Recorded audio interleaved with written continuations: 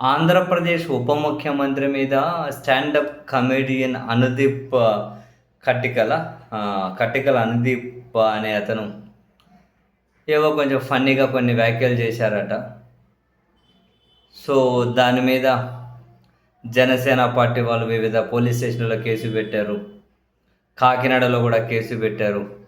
So, పోలీసులు ఉన్న పళంగా ఒక టీమ్‌ని తీసుకొని ఉత్తరప్రదేశ్ వెళ్ళి, ఎందుకంటే అనుదీప్ కటికల ఉత్తరప్రదేశ్ ప్రయాగ్రాజ్‌లో వాళ్ళ తల్లిదండ్రుల దగ్గర ఉన్నారట. ఆ విషయాన్ని తెలుసుకొని ఒక టీం తీసుకొని ప్రయాగ్రాజ్ వెళ్ళి ఒక ప్రత్యేక బృందం అనుదీప్ కటికలను అదుపులోకి తీసుకొని కాకినాడ తీసుకొని వస్తూ ఉన్నారట.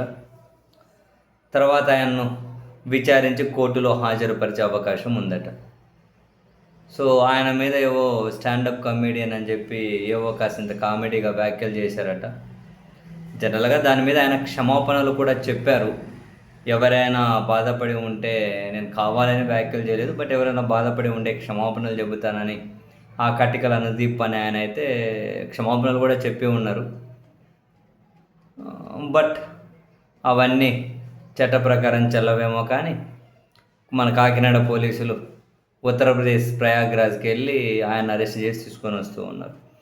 బేసిక్‌గా అధికారంలో ఉన్న వాళ్ళ మీద ఏదైనా పొరపాటున అట్లా ఒక రేణం నోరు జారినా, తర్వాత క్షమాపణలు చెప్పినా ఇవన్నీ వర్కౌట్ అవ్వవు. పోలీసులు ఖచ్చితంగా అరెస్టులు చేయాల్సిందే.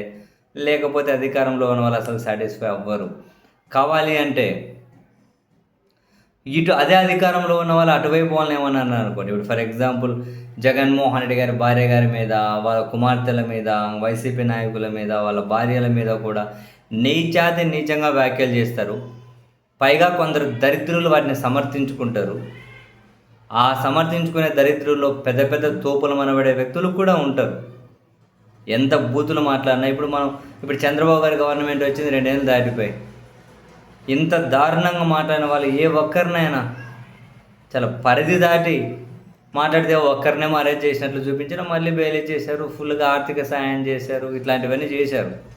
అంతకుమించి అసలు ఒక్కరి దగ్గరేమో అట్లా అరెస్ట్ చేశారనే వార్త కనిపించింది కానీ ఎన్ని బూతులు మాట్లాడతారు. అట్లాంటి వాళ్ళని ఏమీ పెద్ద పట్టించుకోరు. అధికారంలో ఉన్న వాళ్ళకు అయితే వ్యవస్థలు ఎంత అద్భుతంగా పనిచేస్తాయి. ఉత్తరప్రదేశ్ ప్రయాగ్రాజ్ అయినా వెళ్తాయి, లేకపోతే ఇంకెక్కడికైనా పోతాయి. అరుణాచల్ ప్రదేశ్కి వెళ్తే, జమ్మూ కాశ్మీర్కైనా కూడా వ్యవస్థలు వెళ్ళి పట్టుకొని వస్తారు. సరేలేండి, ఎక్కడో దగ్గర వ్యవస్థలు పనిచేస్తున్నట్లు నాకు అనిపించాలి కదా, తప్పదు.